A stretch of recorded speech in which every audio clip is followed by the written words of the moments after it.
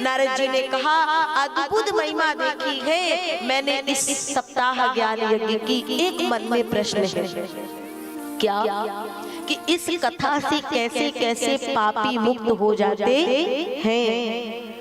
हमारे सनकादि ने बताया, ये मानवाः पाप कृतस्तु सर्वदा सदा दुराचार रताः विमार्गा क्रोधाग्निदग्धा कुटिलाश्च कामिनः सप्ताह यज्ञेन कलौ पुनन्ति ते। जो क्रोध की अग्नि में जलता हो, कामी हो, माता पिता की अवहेलना करता हो, जिसने कभी जीवन में धर्म किया ही ना हो, जिसने अपने जीवन में अतिथि सत्कार ना किया हो, मतलब कोई भी सत्कर्म ना किया हो, उसे भी एक बार यदि उसके हृदय में पश्चाताप का भाव आए और पूर्ण समर्पण के साथ यह कथा सुन ली, तो ये कथा ऐसे ऐसों को भी भव पार कर देती है। उपलक्ष्य में एक कथा सुनाते हैं। तुंगभद्रा नदी का एक तट है, उस तट पर एक ग्राम है, उस ग्राम में एक ब्राह्मण निवास करते हैं। उन ब्राह्मण का नाम है आत्मदेव। उन आत्मदेव की एक पत्नी है जिसका नाम है धुंधली। मुझे लगता है जिसने अपनी आत्मा को देव बना लिया हो, उसे आत्मदेव कहा जा सकता है। धुंधली, धुंधली का तात्पर्य क्या हुआ? मुझे लगता है जिसे धुंधला दिखाई दे उसे ही धुंधली कहेंगे। जिसे नेत्रों के देखने की क्षमता, दृष्टि जिसकी कमजोर हो, धुंधला धुंधला दिखाई दो, वो धुंधली। और आज के समय में हमें लगता है हम जितने भी हैं ना, वो धुंधली के ही रूप में है। क्यों? क्योंकि हम नेत्रों से जो वास्तविकता है वो देख नहीं पा रहे। हम जान रहे हैं कि हम देख रहे हैं, लेकिन सच्चाई को, सत्यता को हम देख नहीं पा रहे। स्वप्नवत संसार हमें सत्यवत प्रतीत हो रहा है।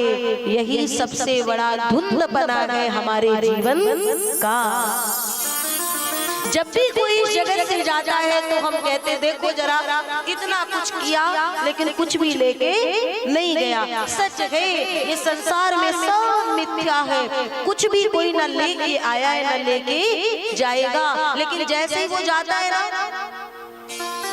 उतने ही समय तक जब तक शव वहां रहता है, जहां शव गया सब अपने अपने उसी कार्य में लग गए। जब तक भागवत की कथा में आते हैं पांडाल में रहेंगे, हाँ बढ़िया कथा हुई, सही है, कथा में बड़ा आनंद आता है। हरि नाम संकीर्तन जैसा आनंद नहीं। जैसे ही प्रांगण से निकले, जल्दी चलो अभी घर जाके वो व्यवस्था देखनी है, ये व्यवस्था देखनी, कल ये करना है। ये क्या है? ये हमारे जीवन का धुंधलापन है। हम भी उसी में हैं। हम सबकी यही स्थिति है सरकार। ये स्थिति जब तक है तब तक शायद, इसीलिए श्रीमद् भागवत में महत्व में ही ये धुंधली का प्रसंग दे दिया गया कि भागवत सुननी है तो अपने अंदर के धुंधपने को समाप्त करना होगा, नहीं तो स्थिति कैसे होगी देखिएगा जरा। आत्मदेव ब्राह्मण के पास सब है, धन मान की कोई कमी नहीं है, लेकिन संतान नहीं है, पुत्र नहीं है। घर में कोई पौधा लगाते वो नहीं लगता है, कोई गौ माता रखते हैं तो वो गौ माता भी बछड़ा बछिया देती नहीं है। ये सब देख करके ब्राह्मण आत्मदेव को बड़ा कष्ट हुआ सरकार। और आत्मदेव एक दिन मन में विचार किए कि ऐसे जीवन का मैं क्या करूंगा। कहते हैं पुत्र होगा, जब हम मरेंगे तो हमारी अंत्येष्टि करेगा। ध्यान से सुनिएगा, जब हम मृत्यु को प्राप्त होंगे तो पुत्र अंत्येष्टि करेगा। इसीलिए लोग पुत्र की चाह भी करते हैं। और सरकार अगर पुत्र नहीं होगा तो हमें भवसागर से पार कौन करेगा। अच्छा एक बात बताइए जरा, जिनके जिनके पुत्र हुए, चाहे वो वर्तमान हो चाहे पीछे, इसका मतलब जिनके जिनके पुत्र संतान के रूप में उत्पन्न हो गया, उसको जीवन में कुछ भी करने की आवश्यकता नहीं है। पुत्र जन्मा कि वो भाव से पार हो गया। यही है ना। इसका मतलब तो आज तक ब्रह्मांड में जिनके जिनके बेटा हुआ वो सब भवसागर से तर गए होंगे, नहीं ना। मनुस्मृति कहती है, वहां पूछा गया आप संतान किसको मानते हैं, तो मनुस्मृति ने कहा लिंग भेद से हम पुत्र और पुत्री का भेद नहीं करते हैं। जो पुत्र जो संतान अपने सत्कर्मों से, अपने किए गए भगवत भजन से अपने पूर्वजों को नरकगामी होने से बचा ले, वही संतान और पुत्र की श्रेणी में आता है। स्त्री और पुरुष के भेद से, पुत्री और पुत्री के भेद से कोई भव पार होने वाला नहीं है, इसलिए ध्यान रखना। लेकिन आत्मदेव जी जैसे ही आज हर जीव की स्थिति है, निकल गए, इतने विद्वान हैं, ब्राह्मण हैं, लेकिन आज विद्वता सब सो सी गई है। मानो सारी की सारी विद्वता सेना अवस्था में चली गई हो, जंगल में वन में बैठे हैं। आज जाऊंगा, जीवित नहीं रहना है, प्राण त्याग दूंगा। सुनना, ऐसा बहुतों के साथ होता है। घर में कोई बात हो गई, आज जाएंगे तो मर के ही आएंगे, अब लौट के नहीं आएंगे। लेकिन जहाँ पहुंचे वट वृक्ष की छाया में विराजमान है और एक संत का आगमन हो गया, तो संत ने देखा तो पूछने लगे, कथम रोदिस विप्रत्वम, हे विप्र देवता आप रो क्यों रहे हैं? काति चिंता बली यशी, आपको क्या चिंता है? अगर आपको उचित लगे तो विस्तार से बताने की कृपा करें, मैं उसका उपचार खोजता हूँ। आत्मदेव जी को लगता है भगवान की कृपा हो गई। इनको भेज दिए और अपनी पूरी गाथा आत्मदेव जी ने सुना दी। महाराज हमारे पुत्र नहीं है, हमारे जीवन के सबसे बड़े कष्ट का कारण, अब तो आप मिले हो तो ऐसी कृपा करो कि हमारे कोई बेटा बेटी हो जाए, कोई संतान हो जाए। संत ने देखा तो कहते ब्राह्मण देवता आप ज्ञानी हैं और ज्ञानी होके ये बात कर रहे हैं, आप पुत्र की बात करते हैं। मैं आपका मस्तक देख करके बता रहा हूँ, इस जन्म नहीं अगले 7 जन्म तक आपके कोई संतान नहीं है। तो क्या करोगे? बोले नहीं होगी तो आपके सामने यही पत्थर पर सिर पटक पटक के प्राण त्याग कर दूंगा। लेकिन सरकार आपकी कृपा से मुझे पुत्र चाहिए। संत समझ गए, जेहि विधना दारू दुख देगी, ताकि मति पहिले हर लेगी। बोले भैया पुत्र ना हो, 1-2 दिन 10-5 दिन रो करके चुप हो जाओगे, पुत्र हो और होकर के मृत्यु को प्राप्त हो जाए तो महीने 2 महीने रोगे, साल रोगे। और सरकार अगर पुत्र हो जाए, लालन पालन करके बड़ा कर दो और वही पुत्र कुपुत्र निकल जाए तो कितने दिन रोना पड़ेगा? जीवन भर रोना पड़ेगा। पंडित जी क्या चाहते हो? आज पंडित जी को ये ज्ञान के शब्द समझ में नहीं आ रहे, तो संत ने कहा ठीक, अपनी झोली से एक फल निकाला, वो फल दे दिया और कहा जाओ अपनी पत्नी को दे देना, वो इसे पालेंगी, गर्भ धारण करेंगी और आपको संतान की प्राप्ति हो जाएगी। पंडित जी आए, प्रसन्न होकर के पत्नी को दिए फल, पूरी बात बताए। पत्नी ने कहा ठीक है आप जाइए, मैं इसे पालूंगी। अब पंडित जी सीधे साधा चले गए। अब पत्नी देवी ने दिमाग लगाना आरंभ किया,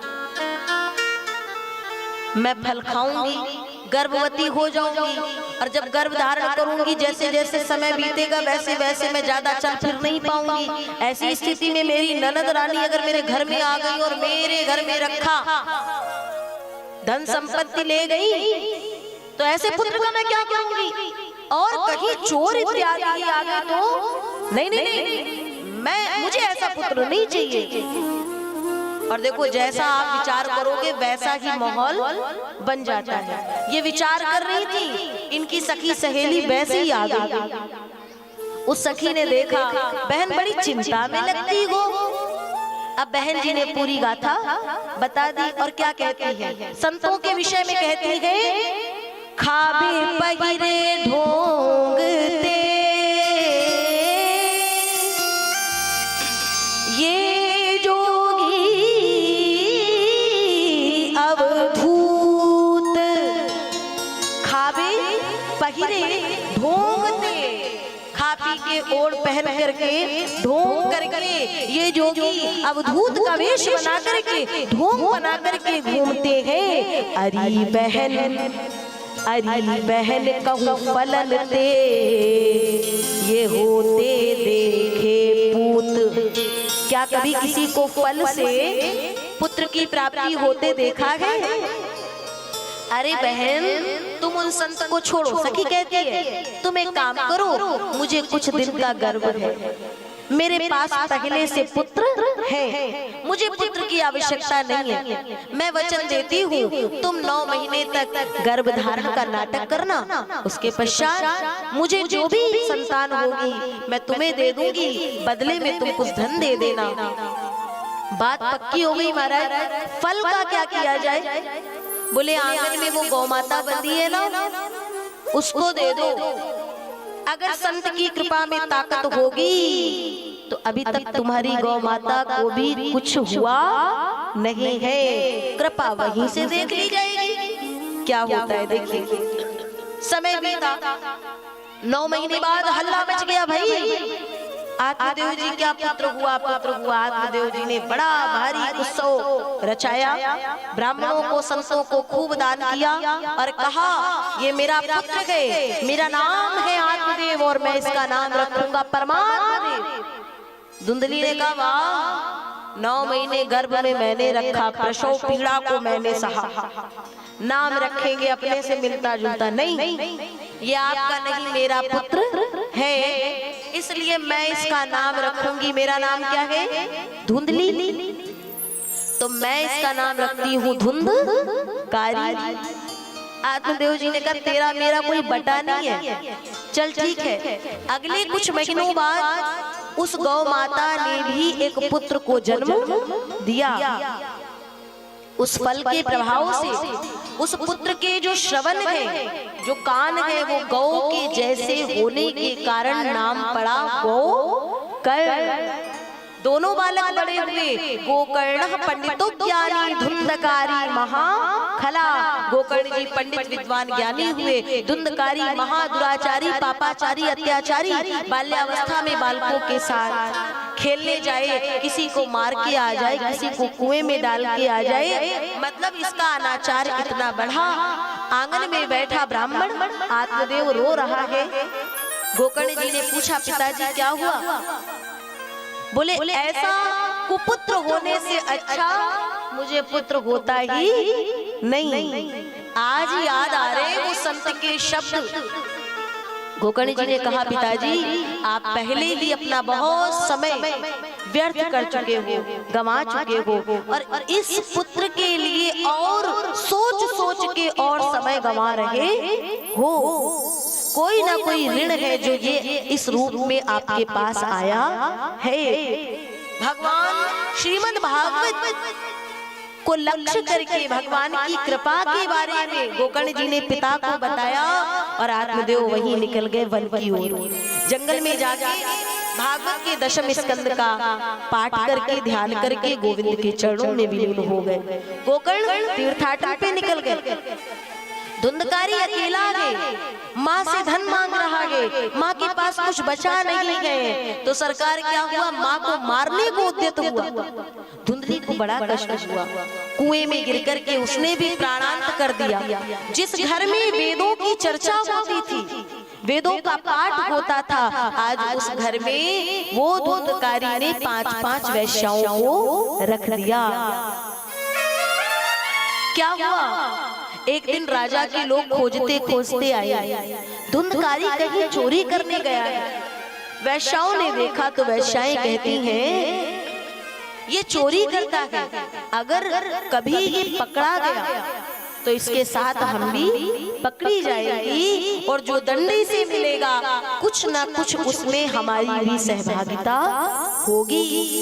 क्या किया उन्होंने?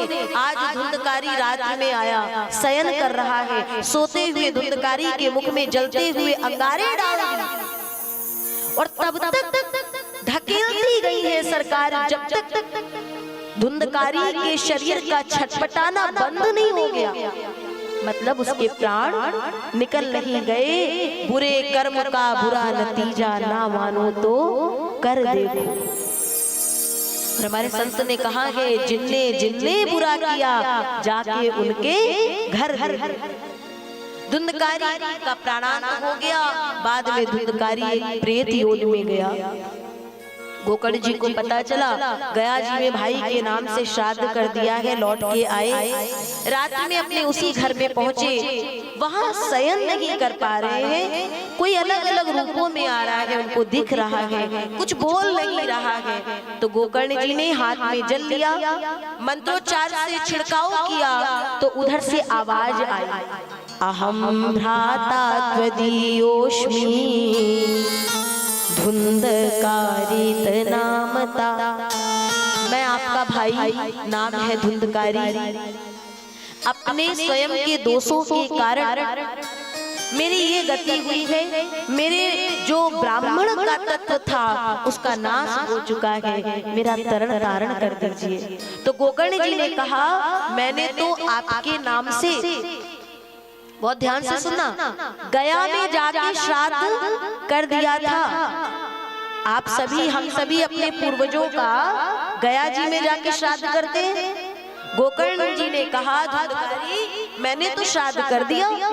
बोले ऐसे एक नहीं, सैकड़ों गया श्राद्ध करने के बाद भी मैं इतना बड़ा पापी हूँ कि मेरी मुक्ति होने वाली नहीं, मेरी मुक्ति का उपाय खोजे। गोकर्ण जी ने उसको धैर्य बधाया। प्रातः काल संतों के पास गए, संतों ने सूर्य नारायण के पास भेजा। सूर्य नारायण के चरणों में प्रणाम करते हुए उपाय पूछा तो सूर्य नारायण ने कहा, श्रीमद् भागवतान मुक्ति सप्ताह वाचनम कुरु। गोकर्ण जी ने इशारा पाया और तुरंत श्रीमद् भागवत की कथा का अनुष्ठान कर दिया। अपने भाई के लिए गद्दी पर स्वयं विराजमान हो गए। मेरा भाई कहाँ बैठेगा? प्रेत योनि में है, बाहर नहीं बैठ सकता है। सप्तग्रंथी का एक बांस लगा दिया। पहले दिन की कथा हुई, प्रथम ग्रंथि अपने आप खुल गई प्यारे। एक एक दिन की कथा के बाद एक एक ग्रंथि खुली। सातवें दिन की कथा के बाद जो सप्तम ग्रंथि खुलती है, धुंधकारी दिव्य रूप लेकर के विराजा और आकाश से भगवान के गोलोक धाम से भगवान के द्वारपाल उसे लेने के लिए आते हैं। जब चलने लगे तो गोकर्ण जी ने कहा, भैया रुको, अकेले धुंधकारी ने कथा नहीं सुनी, यहाँ बैठे और भी जनों ने कथा सुनी, इन्हें भी ले जाओ। बोले धुंधकारी ने जिस ध्यान और समर्पण के भाव से कथा सुनी, यहाँ बैठे और किसी ने नहीं सुनी। केवल बैठने मात्र से वो मिलने वाला नहीं है। जिस समर्पण के साथ धुंधकारी ने सुना, अगर इस समर्पण के साथ कोई और सुनेगा तो ही मैं उसको भगवत धाम ले जा सकता हूँ। ये वहां का नियम है। क्या हुआ? अगले सावन के महीने में गोकर्ण जी ने पुनः कथा गाई और जिन लोगों ने कथा को ध्यान से सुना उन्हें भगवान का वैकुंठ धाम प्राप्त होता है। ये श्रीमद् भागवत कथा का महत्व है, महत्व की कथा है।